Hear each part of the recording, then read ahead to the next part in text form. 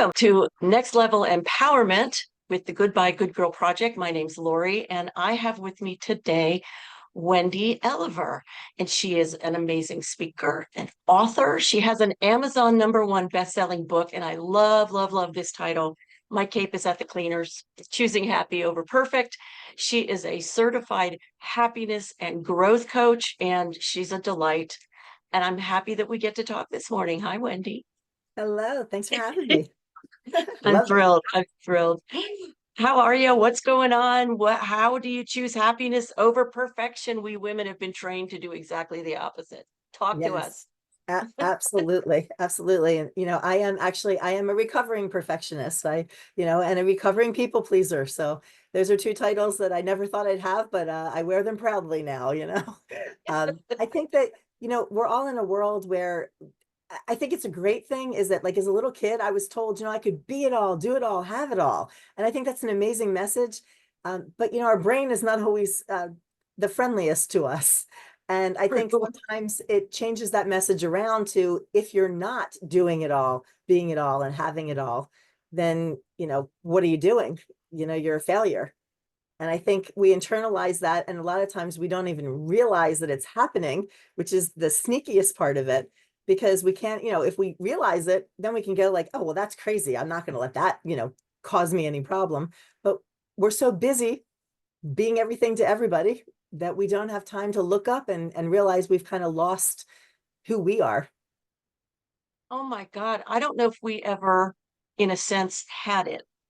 And I think this happens for men too, but women always get the rough end of this Yeah. because it's such an endemic situation that we don't even acknowledge it. So bringing women into themselves, I don't think there's a better job on the planet right now.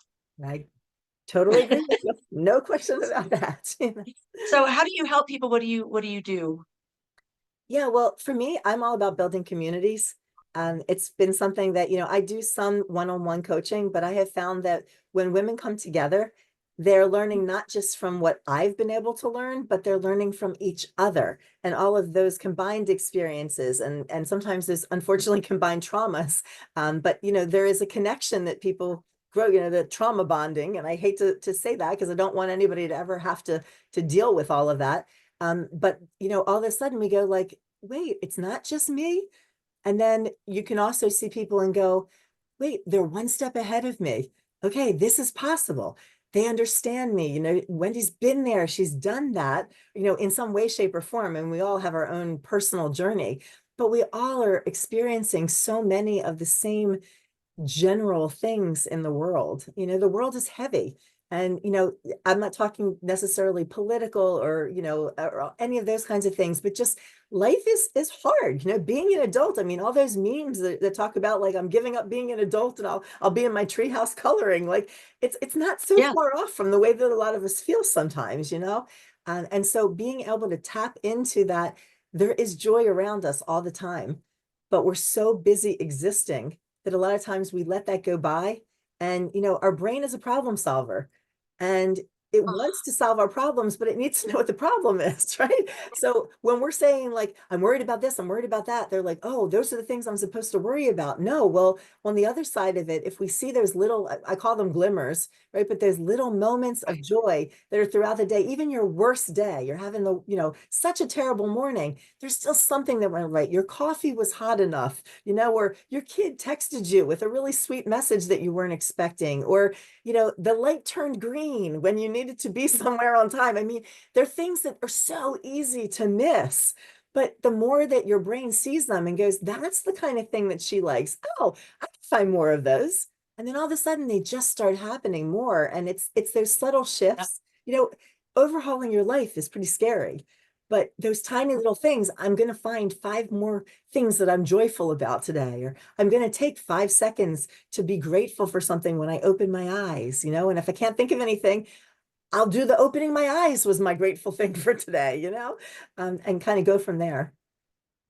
Yeah, I think that this is what I consider the feminine approach to life, and we've been without it. Communally as a culture, we've been without it.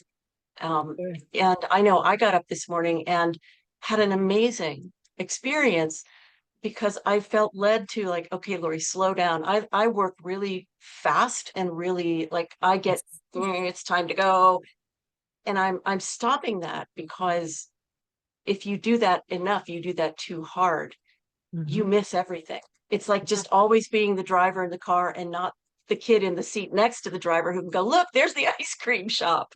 Absolutely. So Absolutely. yeah, I No, think that the feminine is the way to go. And these little things you're talking about are not little. It's funny, isn't it? 100%. And I think that's, that was the discovery for me, is that they aren't little things.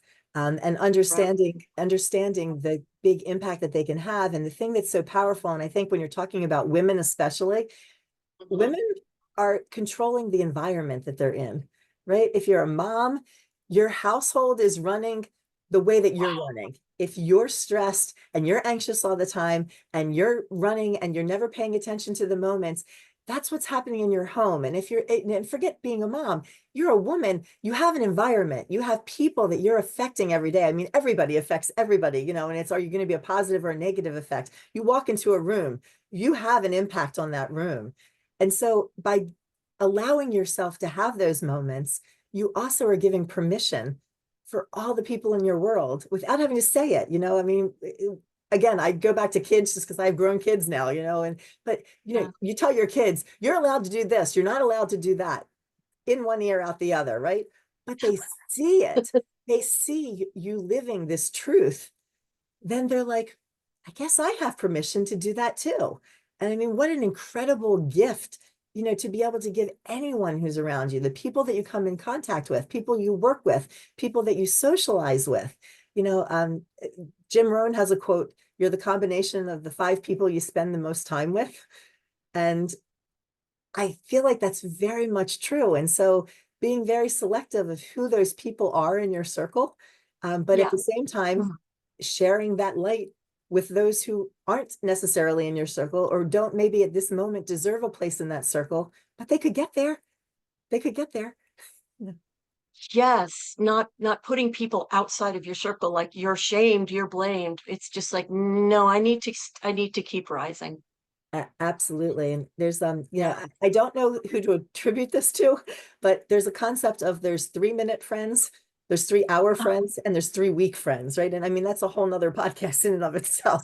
But the challenge I think that a lot of us have, especially as women, is that we misalign with those 3-minute friends and tell them our 3-week friend ideas. We have these big, huge dreams and things that we want to accomplish in the world, and we choose to share that with the wrong person too early, and it steals our you're joy instantly.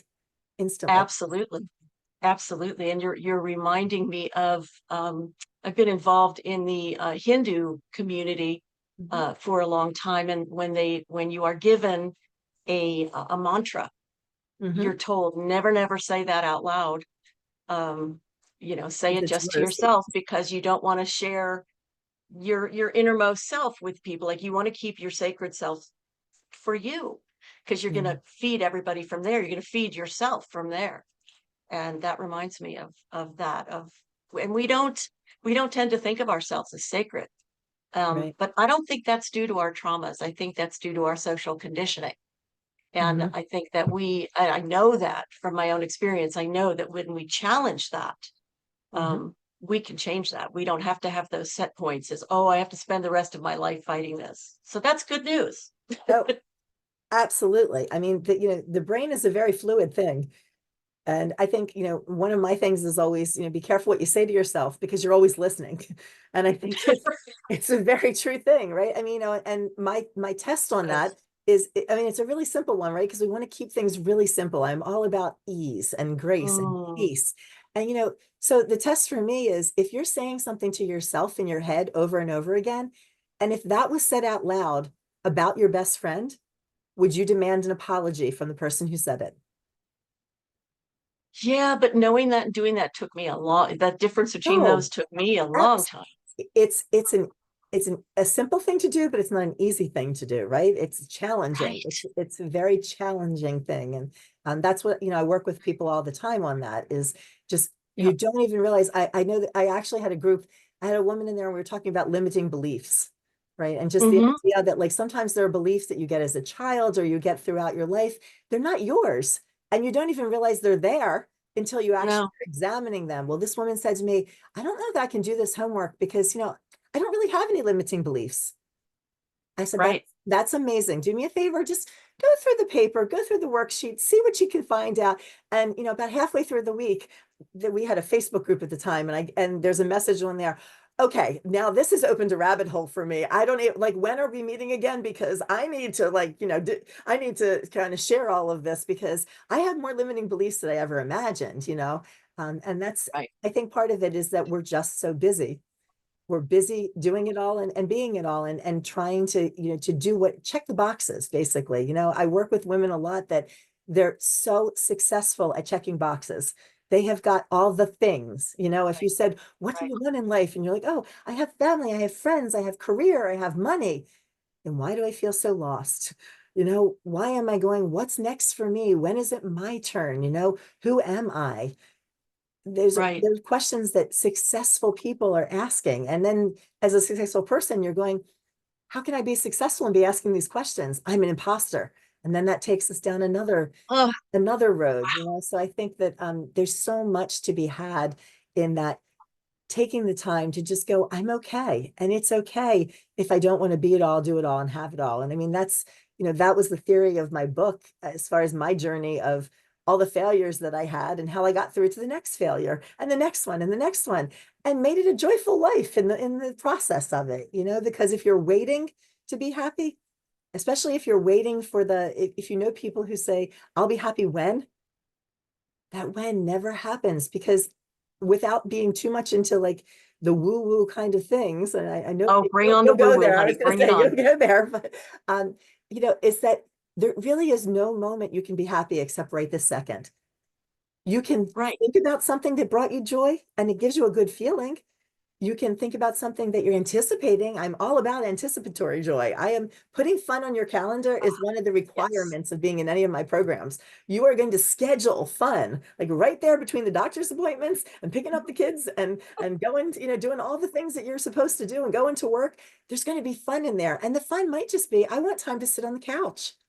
And that's okay too, you know? Yes. Because Yes. that's there's a big, for me, a lot of us who run by calendars, we look at the calendars and they're beautiful and they're color coded and we have our to-do lists and they're all wonderful and I was somebody who I was so attached to my to-do list that if I did something and it wasn't on the list, I would sit there and write it on the list just so I could check it off, right? I mean, what kind of lunacy is this? But I think there's a lot of us out there doing that, right? And the thing is, on our calendar, we're not putting sit on the couch with, my significant other or with some friends or whatever, or just by yourself. I just want to binge watch whatever show is the latest thing.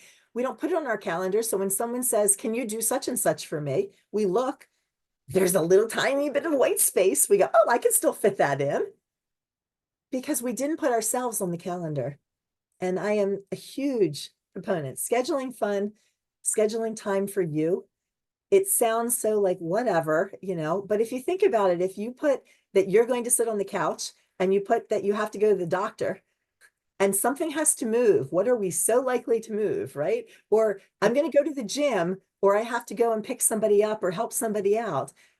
It's amazing how fast we'll blow off those appointments with ourselves. We won't blow them off with other people, which is one of the reasons I feel like when you're going through this kind of experience, it's the accountability, and it doesn't have to be somebody going, yeah, did you do it? Did you do it? Fill out the tracker. No, it doesn't have to be that. But just somebody that you go, oh, you know what? Next Thursday, so and so and I are going to have a conversation and I'm going to share with them what's going on. Is this what I want to share with them? Or do I want to do something a little bit differently? That's really brilliant to lean into what's already comfortable and try to expand it. I think that's really smart. How do Absolutely. you help women take once they have that awareness, Mhm. like, oh dear God, I've got these limiting beliefs. Now what?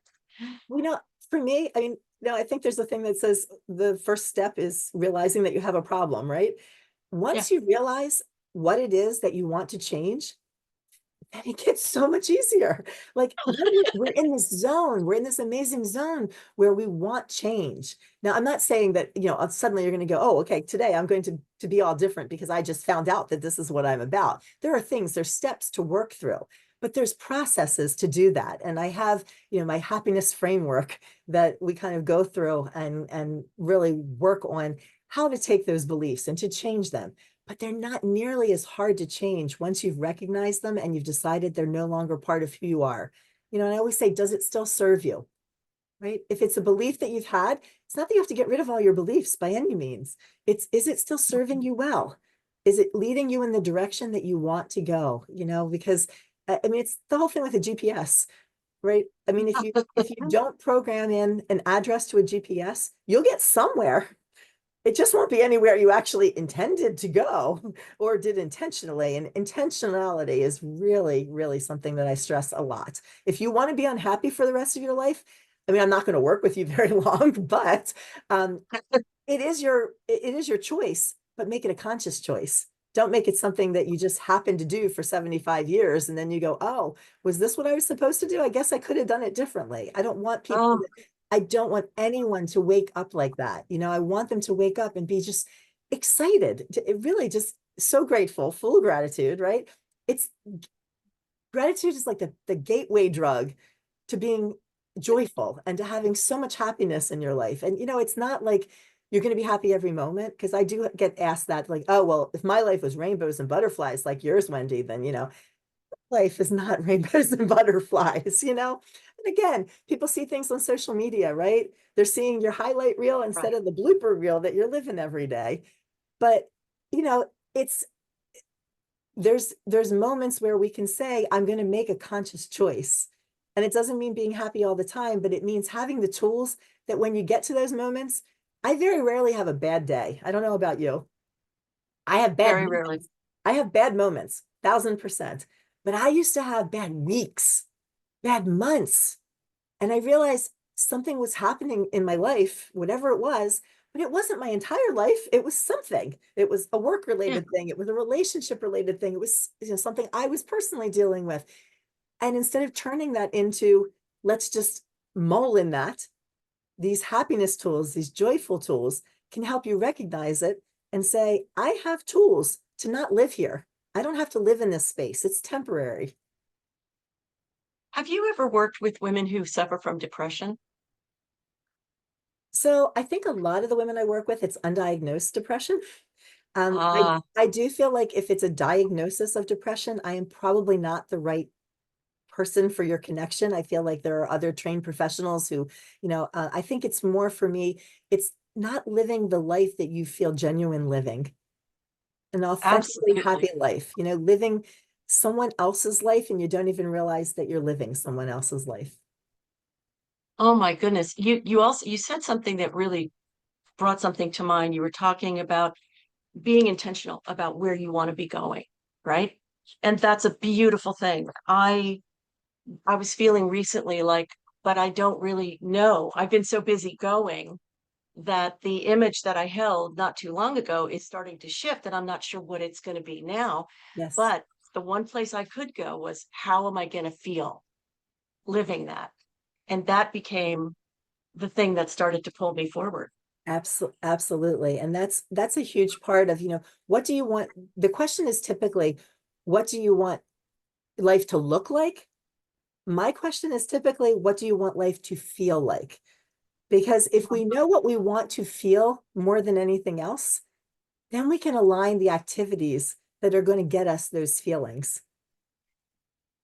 Yeah, and get them for us now in little ways, little ways, little ways, building, building, building, right? Abs- Absolutely. Yeah. Absolutely. Just discovering what it is that lights you up and what it is that drains you, right? And it's that part of an exercise, it really literally is. It's a full battery and a not full battery, right? And what are the things? And really, if you just, I mean, it's a simple exercise, right? Look at your calendar for the past week and think about how you felt at each of those things that you were doing, and do two columns. What is draining you and what is lighting you up? There's very few things that fall in the middle. It's very interesting. So people are like, well, I don't really know. Wasn't that? But no, if you actually take a look at it, you'll have a feeling about it. Was it something that lit me up or was it something that drained me? And obviously there are certain things that drain us that we have to do, right? We have certain things that are, but instead of the have tos, I always do the get tos, right? I have to go to work.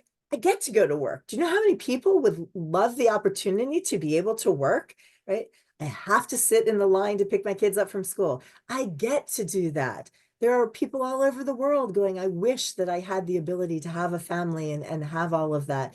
So that have to get to, that's a super quick language change, and I think one of the other ones that I could like people to have instant wins, right? If somebody's listening to this, I want them to leave saying, there's something I got today, maybe they heard something that just a nugget, something that would help.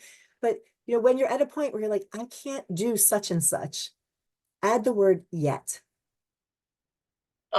Definitely. right? Gorgeous. I, you know, Yes. I can't make money at the profession I'm doing yet.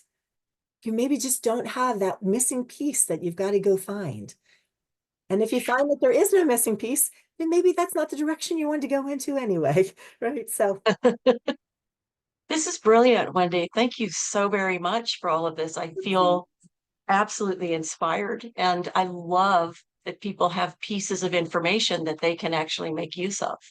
It's fantastic. absolutely. Thank you. Yeah. How do people find you so they can work with you?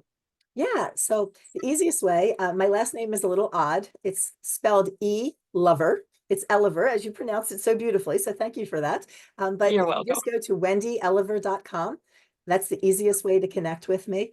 And actually what I have done is right there on the front, I have something called the Joy Code.